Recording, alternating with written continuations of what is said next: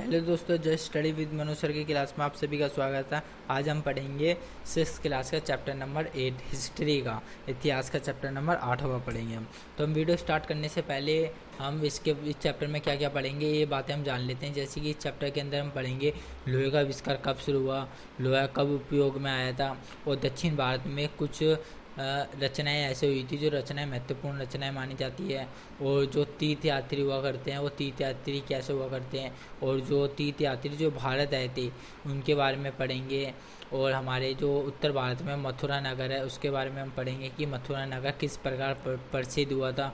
और हम कुषाण राजा है, कुषाणों का शासन हुआ करता था भारत के ऊपर, वो चीन से आए थे, तो हम उसके बारे में भी पढ़ेंगे।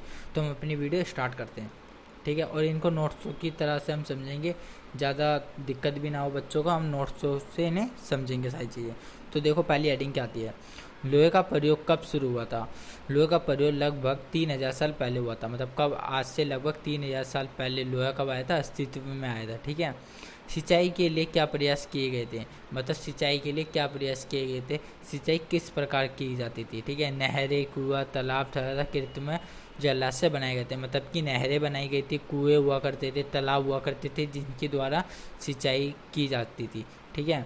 आगे देखते हैं, तमिल क्षेत्र में बड़े भूस्वामियों को किस नाम से बुलाया जाता था, मतलब क्या नाम है। बड़े भूस्वामी कौन लोग होते हैं, इनके पास अधिक भूमि होती है, उन्हें क्या बोलते हैं, बड़े भूस्वामी, ठीक है। तो उनका एक तमिल में नाम हुआ करता था, मतलब तमिल की भाषा में उनको किस नाम से बुलाया जाता था, उनको बोला जाता था वेल्ला, ठीक है। क्या बोलते हैं, आगे देखते हैं। देखिए दूसरी हेडिंग, साधारण हलवाओं को क्या नाम से बुलाया जाता था, मतलब उनको किस नाम से बुलाया जाता था, उनको क्या बोल के बुलाया जाता था, ठीक है। उनको बोला जाता था उड़वार, क्या बोला जाता था, उड़वार। तमिल क्षेत्र में प्रसिद्ध थे सारे नाम। और साधारण हलवा कौन होते हैं, मतलब कि उनके पास खेती तो है पर काफ़ी छोटी खेती, वो अपनी खेती में, मतलब ये मान के चलो छोटी सी खेती में अपना पालन पोषण करते हैं, ठीक है। आगे देखिए, भूमिहीन मजदूर और दास को क्या कहा जाता था। अब भूमिहीन कौन होते हैं, इनके पास भूमि नहीं होती, वो दूसरे की भूमि पे काम करते हैं, वो होते हैं भूमि। अब उनको किस नाम से बुलाया जाता था, उनको बोला जाता था केसियार और आदिमाई, ठीक है। क्या बोला जाता था, ये इस नाम से बोला जाता था। आगे देखते हैं, गांव का प्रथम व्यक्ति क्या कहलाता था। अब देखो तमिल क्षेत्र में प्रसिद्ध रहे थे कि मतलब गांव का एक प्रथम व्यक्ति जो सबसे अमीर व्यक्ति बोला जाता है, उन्हें किस नाम से बोला जाता था, उन्हें बोला जाता पापा के आप बेटे हो, आपका बेटा, फिर उसका बेटा, तो क्या हो गया, पीढ़ी दर पीढ़ी चल रहा है, तो इसे बोलते हैं क्या, अनुवांशिक पद, ठीक है। आगे देखते हैं, ग्राम भोजक के पद पर आमतौर पर किसे नियुक्त किया जाता था। अब जो ग्राम भोजक का पद था इस पे किसे नियुक्त किया जाता था, गांव के सबसे बड़े भूस्वामी को, मतलब जिसके पास अधिक भूमि है, जो सबसे ज़्यादा अमीर है, उसको क्या जाता था, नियुक्त किया जाता था, ठीक है। आगे देखते हैं, देखिए हेडिंग क्या है, गृहपति किसे कहा जाता है। अब जैसे कि ग्राम भोजक होता है, ऐसे एक गृहपति नाम का क्या होता था, पद हुआ करता था। तो किसके लिए प्रयोग किया जाता था गृहपति, देखिए, ग्राम भोजक के अलावा अन्य स्वतंत्र कृषिक, मतलब कृषिक जो खेती बाड़ी करते हैं वो भी हुआ करते थे, जिन्हें गृहपति कहा जाता था। इन पे ज़्यादातर छोटे किसान हुआ करते थे। कौन से हुआ करते, छोटे किसान, जो मतलब कि इनके पास छोटी बहुत भूमि है, जो अपनी भूमि पे क्या करते हैं, कृषि कर लेते हैं, छोटी भूमि है पर छोटी भूमि है, ठीक है। आगे देखते हैं दूसरी हेडिंग, जो दूसरों की ज़मीन पर काम करके अपनी जीविका चलाते थे उन्हें क्या कहते थे। जो कि मतलब मान के किसी के पास भूमि नहीं है, आप दूसरी भूमि पे किसी और की भूमि पे काम कर रहे हो, मजदूरों की तरह काम करते हो, तो उनको किस शब्द से बोला जाता था, दास या कर्मकार के नाम से उनको बुलाया जाता था। मतलब वही दास दासी जो है ना, उनके नाम से, ठीक है। आगे देखते हैं, तमिल की प्राचीन रचनाओं को क्या कहते थे। जो तमिल में प्राचीन रचनाएं हुई, तमिल में जैसे उत्तर भारत में वेद लिखे गए थे, पूरे भारत में आए थे वेद, तो मतलब कि उत्तर भारत में उत्तर वेद के नाम से फेमस है ग्रंथ।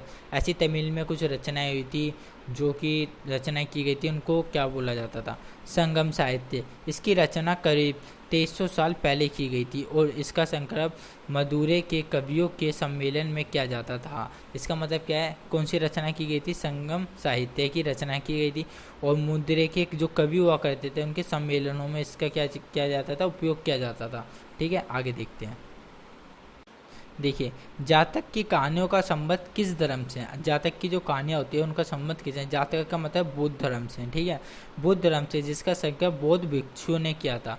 मतलब कि जो बुद्ध धर्म जिन्होंने अपनाया था, जो उसके अपनाने वाले लोग थे, उन्होंने इसका क्या किया था, जातक कहानियों का संबंध बनाते हैं, मतलब कि इन्होंने लिखी हुई इस प्रकार। ठीक है, आगे देखो, सांची का स्तूप कहाँ स्थित है? सांची का स्तूप आपने देखा होगा मध्य प्रदेश में स्थित है, आपको इसमें फोटो भी दिख रही होगी। और जो दूसरी फोटो दिख रही है वो है संगम साहित्य की, मतलब ये ग्रंथ है, इसकी ये फोटो आपको दिख रही है। ठीक है, आगे देखते हैं। दिल्ली में मिले बलकूप किस लिए प्रयुक्त है? बलकूप का मतलब क्या, देखो, बलकूप गुसल खाने, नाली या कूड़ेदान के लिए प्रयुक्त होते थे। बलकूप का प्रयोग जल निकासी के लिए किया जाता था, मतलब कि जो गुसल खाने में हम जल निकासी प्रणाली देखेंगे, दिल्ली के अंदर फेमस थी ये चीज़। ठीक है, वो जो हमारी नालियों के द्वारा निकलता है, हमने जो रसोई में गुसल खाने ये सारी चीज़ें बना रखी है, जो वहाँ पे नाली होती है जिसके द्वारा पानी निकाला जाता है, उसे बोलते हैं बलकूप। ठीक है, ये गुसल खाने नालियों के लिए, कूड़ेदानों के लिए क्या हुआ करता था, प्रयुक्त हुआ करता था। आगे देखो, बेरी गाजा किसका यूनानी नाम है? भरूची का यूनानी नाम है। ठीक है, क्या नाम है? बेरी गाजा। ठीक है, बेरी गाजा में किस वस्तु का आयात किया जाता था? अब भरूच है, जो भरूच हमारे भारत में स्थित है, गुजरात की साइड, ये एक स्थान है, जगह है। ठीक है, गुजरात की साइड स्थित है, मैं मैप में आपको दिखाऊंगा अभी। तो बेरी गाजा जो जगह है वह किस लिए, किन वस्तु के लिए मतलब आयात किया जाता था, वहाँ पे क्या क्या आयात किया जाता था, इसके बारे में देखते हैं। शराब, तांबा, टीन, शीशा, मूंगा, कपड़े, सोने और चांदी के सिक्के क्या किए जाते थे, आयात किया जाते थे, मतलब कि इनके पास आया करते थे बाहर से। ठीक है, और आगे देखते हैं। देखिए दूसरी हेडिंग, बेरी गाजा में किन वस्तुओं का निर्यात किया जाता था? जैसे कि आयात किया जाता है कि हमारे पास आया, और निर्यात क्या होता है, जो हमने बाहर भेजा। अब किन किन वस्तुओं का निर्यात किया जाता था? हिमालय की जड़ी बूटियों का, हाथी के दांतों का, गोमेंत कालीन के महत्वपूर्ण पत्थरों का, ठीक है, और सूती कपड़े और रेशम इत्र, इनका किया जाता था, निर्यात किया जाता था। ठीक है, आगे देखते हैं। आहत सिक्का किसे कहा जाता है? आहत सिक्का क्या होता है, जो मतलब कि हाथों से बनाया जाए, इन पे मोहर लगी हुई होती है, सिक्कों पे क्या लगी रहती है, मोहर लगी रहती है, उन्हें बोलते हैं आहत सिक्का। प्राचीनतम सिक्कों को आहत सिक्का कहा जाता था, जो कि 500 साल पहले चले। ये सिक्के चांदी और सोने के सिक्के हुआ करते थे, उन पे आकृतियों से बने होते थे, उनको क्या कहा जाता था, आहत सिक्का कहा जाता था। ठीक है, आगे देखते हैं। देखिए, अब बात करते हैं हम उत्तर भारत के बारे में। ठीक है, मथुरा नगर क्यों महत्वपूर्ण रहा था? मथुरा नगर आप जानते हो, मथुरा नगर लगभग अगर मैं बात करूँ तो 5000 साल से ही पहले से एक महत्वपूर्ण केंद्र के रूप में बना रहा है। ठीक है, और ये मथुरा नगर है जो काफ़ी फेमस क्यों रहा है, जैसे कि यहाँ पे कृष्ण भगवान के भक्त माने जाते हैं, काफ़ी ज़्यादा कृष्ण भगवान के मंदिर मिले हैं, और साथ ही साथ मतलब यहाँ पे मूर्ति कला के लिए फेमस है, और इन सारी चीज़ों के लिए फेमस है। तो हम इसे इस चैप्टर के अंदर पढ़ेंगे, हम पढ़ते हैं इसमें क्या लिखा है। देखिए, ये लगभग 2500 साल से भी ज़्यादा समय से एक महत्वपूर्ण रहा है। अब इसमें जो 2500 साल आ रहे हैं ना, जो इसका मतलब समझिए, जो हम जो गिनती मान के चलते हैं, जैसे कि मान के चलिए एक जगह 0 है, और जो उससे आगे की तरफ आ रहा है वो यार जो अपना समय आ रहा है 1 2 3 2001 2002, जो हम आ जाए ये वाला, उससे जो माइनस में जा रहा है, क्या जा रहा है, पीछे वाला जा रहा है। आपने समय की धारणा देखी होगी, मतलब ईसा मसीह के जन्म से पहले वाला और ईसा मसीह के जन्म के बाद वाला समय। तो इसके अंदर जो समय माना गया वो ईसा मसीह के पहले वाला माना गया है, मतलब जब वो ईसा मसीह हुआ नहीं करते थे, पैदा नहीं हुए थे, उनसे पहले वाला समय। ठीक है, तो जो इसके अंदर समय आ रहा है वो समय इनके अंदर माना गया है। और देखिए, अब उससे लेके 2500 साल पीछे जाने के लिए 2500 साल वो और 2000 साल अपने ये हो लें, तो इन दोनों को मिलाएंगे कितने हो जाएंगे, लगभग 4500 साल के करीब। ठीक है, तो ये 45 और 5000 के लगभग कई समय। ठीक है, ऐसे हम लगभग में बोलेंगे। आगे देखते हैं। 2500 साल से भी ज़्यादा का समय एक महत्वपूर्ण नगर रहा है, क्योंकि यहाँ पर यातायात हुआ करता था, व्यापार के रूप में भी ये मुख्य रास्ते हुआ करते थे। 2 मुख्य रास्ते हुआ करते थे व्यापार के रूप में। एक रास्ता हुआ करता था उत्तर पश्चिम से पूर्व की तरफ जाने के लिए, दूसरा रास्ता हुआ करता था दक्षिण से लेके उत्तर से लेके दक्षिण की तरफ जाने के लिए। यहाँ से उत्तर से दक्षिण जाने के लिए महत्वपूर्ण रास्ते हुआ करते थे यहाँ पर। ठीक है, आगे देखते हैं। मथुरा किसका महत्वपूर्ण केंद्र था? अब मथुरा किसके लिए महत्वपूर्ण केंद्र था? वहाँ पे क्या हुआ करता था? बेहतरीन मूर्ति बनाई जाती थी, मतलब कि वहाँ पे मूर्तियाँ एक से एक मूर्तियाँ बनाई जाती थी, काफ़ी फेमस था मूर्तियों के लिए। धार्मिक केंद्र था, मतलब वहाँ पे धार्मिक केंद्र हो गया, वहाँ पे काफ़ी ज़्यादा मंदिर हुआ करते थे, मंदिरों में मतलब पूजा पाठ जो हुआ करते थे उसे धार्मिक धर्म कहते हैं, तो धार्मिक केंद्र के रूप में भी था। और वहाँ पे कृष्ण भक्ति थी, मतलब कृष्ण भगवान की को क्या थे यहाँ पे भक्त सबसे ज़्यादा थे, तो एक कृष्ण भक्ति भी था इसलिए। और यहाँ पे बौद्ध भिक्षुओं के, बौद्ध हो गए, जैन हो गए, इनके भी क्या मिले, मंदिर मिले हैं। बिहार मिले हैं, जो बौद्ध भिक्षु यहाँ पर रहा करते थे वो भी मिले हैं यहाँ से, ठीक है। ये सारी चीज़ें कहाँ से मिली है, मथुरा से प्राप्त हुई है। और मथुरा इसलिए एक महत्वपूर्ण केंद्र बना रहा था, और सबसे ज़्यादा तो कृष्ण भगवान के लिए प्रिय है ही मथुरा, ठीक है। आगे देखते हैं, दूसरी हेडिंग आते हैं, लगभग 2000 साल से ही पहले मथुरा किसकी दूसरी राजधानी थी, मतलब मथुरा किसी की राजधानी बनी थी, किसने उसकी राजधानी बनाई थी, किसकी राजधानी थी, कुषाणों की राजधानी हुआ करती थी। कुषाण कौन होते हैं, कुषाण चीन से आए थे और इन्होंने उत्तर भारत में क्या किया था, अपना अधिपत्य जमाया था, मतलब कि यहाँ पे शासन किया था, इन्होंने अपना शासन नियंत्रण कर लिया था इस एरिया में, ठीक है। तो कुषाणों की राजधानी हुआ करती थी मथुरा। आगे देखते हैं, मथुरा में प्रमुख खंडों तथा मूर्तियों पर जो अभिलेख मिले हैं वह क्या उल्लेख करते हैं, मतलब कि जो मंदिर हुआ करते थे मथुरा में, ठीक है, मूर्तियाँ हुआ करती थी, यहाँ पे मूर्ति रहा करते हैं, मूर्तियाँ कहाँ पे रहती है, मंदिरों में। तो उन मंदिरों में कुछ अभिलेख मिले हैं, तो अभिलेख किसका प्रतीक है, क्या दिखाने का प्रतीक करते हैं, उन अभिलेखों में क्या लिखा हुआ है, ठीक है। आमतौर पर ये साक्ष्य अभिलेख है जो स्त्रियों तथा पुरुषों द्वारा मठों या मंदिरों को दिए गए जाने वाले दान का उल्लेख करते हैं। अब आपने देखा होगा जैसे कि आज गणेश चतुर्थी है, तो उन औरतें आते हैं तो काफ़ी लोग क्या करते हैं, चौकी बिठाते हैं, या कोई जन्माष्टमी पे जब कोई फंक्शन होने जाता है तो क्या करते हैं, सब अपना डोनेशन देते हैं, मतलब कि हर घर से 150 रुपये आते हैं, जिससे हम फंक्शन कर पाते हैं, ठीक है, धार्मिक फंक्शन कर पाते हैं। तो इसी प्रकार से जो उस टाइम पे मठ हुआ करते थे या मंदिर हुआ करते थे, इन्होंने जो दान दिया करते थे अपनी मर्जी से, उन लोगों का उल्लेख मिलता है कि हाँ भाई इन्होंने इतना दान दिया, या मतलब इस जगह से ये चीज़ दान में आई है, इस जगह से ये चीज़ दान में आई है, तो उसका क्या मिलता है, उल्लेख मिलता है इसके अंदर, ठीक है।